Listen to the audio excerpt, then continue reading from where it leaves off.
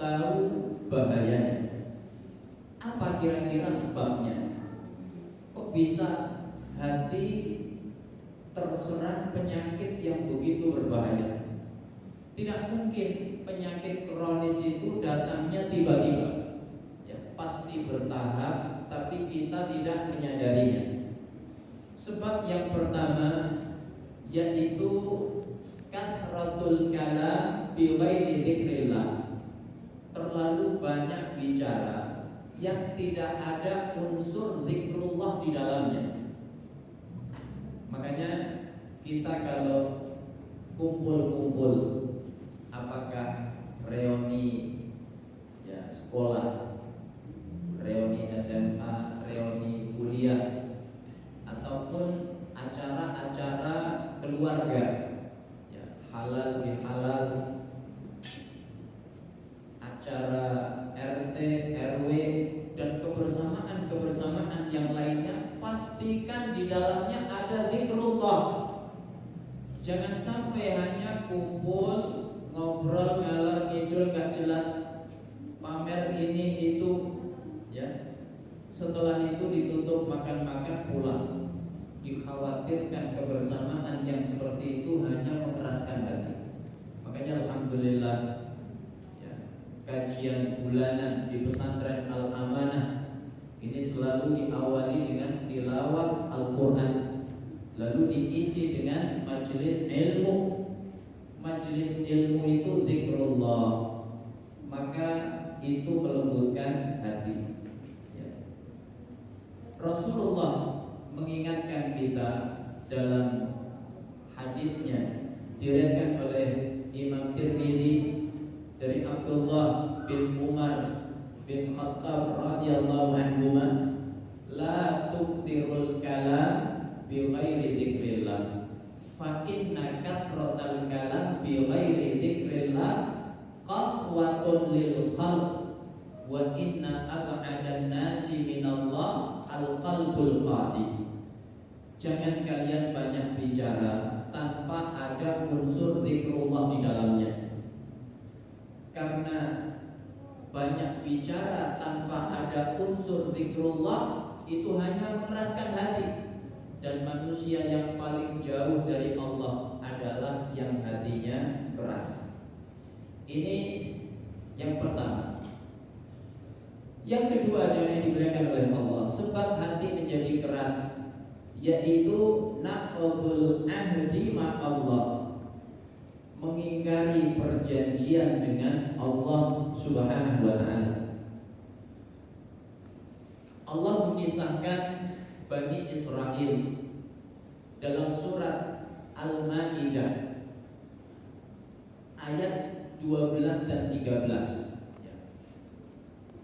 Kata Allah di ayat ke-12, walaqad akhadna mitsaqa bani Israil wa ba'atsna minhum 12 naqiba wa qala Allahu inni ma'akum la in aqamtumus salata wa ataitumuz zakata wa amantum bi rusuli wa azzartumuhum wa aqradtumullaha qardan hasanah la ukaffiranna ankum sayyi'atikum wa la udkhilannakum jannatin tajri min tahtihal anhar. Sungguh kami telah mengambil perjanjian dari Bani Israel dan kami utus, ya, di antara mereka itu 12 pemimpin. Apa isi perjanjiannya? Kalau kalian mendirikan sholat, kalian menunaikan zakat, kalian beriman kepada Rasul-Rasulku, kalian membantu mereka, kalian memberi pinjaman, ya, dengan pinjaman yang baik dengan Allah Subhanahu wa taala, maka niscaya kami akan hapuskan kesalahan-kesalahan kalian dan kami akan masukkan kalian ke dalam surga. Allah mengambil perjanjian ini ketika Nabi Musa bersama Bani Israel hendak berperang, ya, melawan bangsa Jabbar. Tetapi ternyata Bani Israel mengingkari perjanjian mereka dengan Allah. Ya. Maka dalam ayat yang ke-13, fabima naqdihim mitsaqahum la'annahum wa ja'alna qulubahum qasiyah. Disebabkan mereka mengingkari perjanjian dengan Allah, maka kami laknati mereka dan kami jadikan hati mereka keras membatu. Maka jangan dibilang oleh Allah, mengingkari perjanjian dengan Allah ini bahaya. Ulama-ulama dulu, kalau ada orang bertanya, ya, wahai imam, kenapa kami mendapati hati kami kok rasanya keras? Maka para ulama merenung, coba lihat, adakah perjanjianmu dengan Allah yang kamu ingkari? Ya. Allah membuat perjanjian dengan hambanya, tidak menyekutukan Allah, mendirikan sholat, ya, membayar zakat, berpuasa di bulan Ramadan, berhaji bagi yang mampu, ya, menjalankan perintah-perintah Allah, kemudian menjauhi larangan-larangan Allah. Maka mengingkari perjanjian ini membuat hati kita menjadi keras. Termasuk kalau kita bernazar, ya, nazar itu berjanji dengan siapa? Allah. Sesuatu yang sebelumnya nggak wajib, karena kita buat perjanjian dengan Allah. Saya kalau bisnis ini gold, saya akan nyumbang masjid, nyumbang pesantren. Sedekah, infak itu hukum asalnya wajib apa sunnah? Sunnah. Tapi kalau kita nazarkan maka menjadi wajib. Maka jangan sampai begitu bisnisnya gold, lupa masjid, lupa pesantren. Yang diingat apa? Ganti rumah, ganti kendaraan, ya, nambah koleksi perhiasan kalau ibu-ibu. Lupa masjid, lupa pesantren. Ini mengeraskan hati. Ini yang kedua. Yang ketiga, saya percepat sedikit. Jemaah dimuliakan oleh Allah, yaitu kasratut dhahik, terlalu banyak tertawa. Hari ini majelis-majelis yang laris manis itu yang tertawanya sedikit apa banyak? Baik yang offline maupun yang online, ya. Maka tayangan-tayangan semisal stand up comedy, ya, laris manis, ya. Apa sebabnya? Membuat orang tertawa. Maka jangan dimuliakan oleh Allah, terlalu banyak tertawa ini mengeraskan hati. Kata Nabi dalam hadis riwayat Imam Ibnu Majah, ya, dari Abu Hurairah radhiyallahu anhu, la tukthiru dhahik fa inna kasratal dhahik tumitul qalba. Jangan banyak tertawa. Terlalu banyak tertawa itu membuat hati menjadi mati. Maka jangan-jangan hati kita keras hari ini sehingga berat menyambut panggilan Allah. Dipanggil sholat berat, dipanggil ngaji berat. Apa sebabnya? Terlalu sering tertawa, ya, tontonannya stand up comedy. Maka karena terlalu banyak tertawa, hatinya menjadi keras. Makanya saya sengaja ngajinya pagi ini agak serius, tertawanya sedikit. Karena yang hadir ini banyak ustadz, banyak ustazah, ya, banyak ahli Quran, maka ngajinya serius. Ya, terlalu banyak tertawa itu dikhawatirkan mengeraskan hati.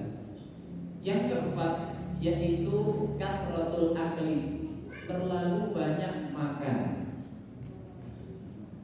Allah dan Rasulnya mengkondisikan kita itu sedikit makan. Maka dalam Islam ada ibadah yang panjang durasinya. Sebulan penuh ibadah apa itu Pak? Puasa. Dari sejak terbit fajar shadiq sampai terbenam matahari. Dari sejak awal Ramadan sampai akhir Ramadan. Ini yang wajib. Belum lagi yang sunnah. Ada yang sifatnya mingguan, Senin, Kamis. Ada yang sifatnya bulanan, ayyamul bid. Ada yang sifatnya tahunan, puasa Arafah, puasa Asyura, dan lain sebagainya. Dalam rangka apa? Mengkondisikan kita itu tidak terlalu banyak makan. Rasulullah Sallallahu Alaihi Wasallam mengingatkan kita dalam hadisnya. Kata beliau, ma mala'a ibnu Adam wi'aan syarran min batnihi. Tidaklah anak Adam itu memenuhi wadah yang lebih jelek dibandingkan memenuhi perutnya. Bihasbi ibni Adam luqaimatun yuqimna sulbahu.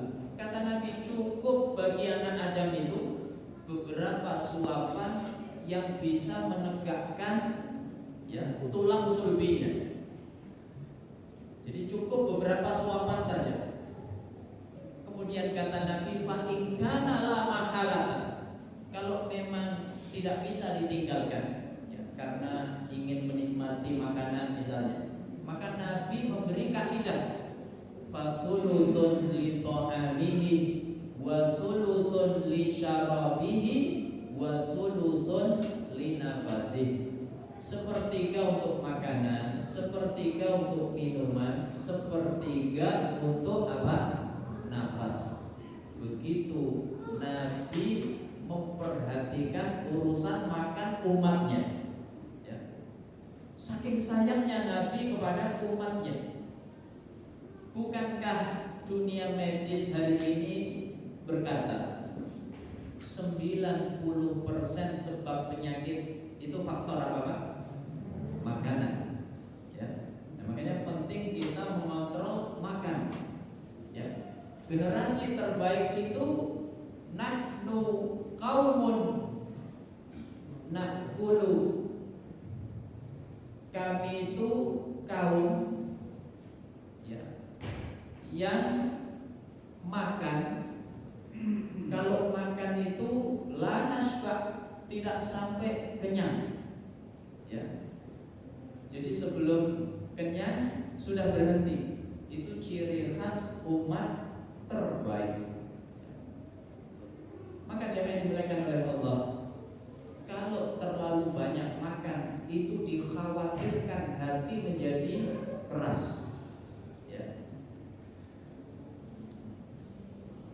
Kalau orang makannya banyak, maka minumnya akan banyak.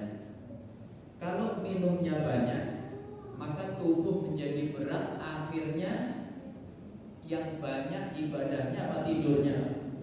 Tidurnya. Makanya dikatakan la ta'kulu katsiran fatashrabu katsiran wa tanamu katsiran wa tandam